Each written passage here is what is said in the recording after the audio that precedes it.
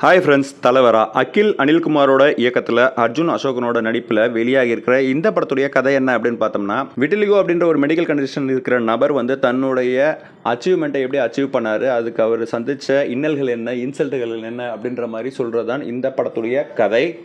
Performance wise எல்லாருமே நல்லாவே பண்ணியிருந்தாங்க. குறிப்பிட்டு சொல்லணும் அப்படின்னா ரேவதி சர்மா இந்த படத்துடைய ஹீரோயின் வந்து நல்லாவே பண்ணியிருந்தாங்க அப்படின்ற மாதிரி சொல்லலாம்.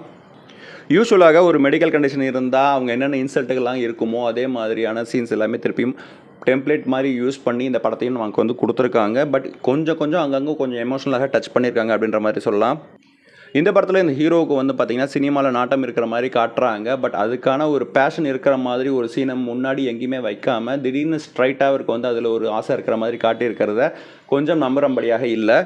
ஒரு நார்மல் டெம்ப்ளேட் கதை தான். எமோஷனல் உங்களுக்கு டச் ஆச்சுன்னா இந்த படம் ஒர்க் ஆகும். இந்த படம் நமக்கு அமேசான் பிரைமில் மலையாளத்தில் மட்டும் அவைலபிளாக இருக்குது. உங்களுக்கு நேரம் கிடைக்கிறப்ப இந்த படத்தை பார்த்துட்டு உங்களோட கமெண்ட்ஸை தெரிவிங்க. நன்றி.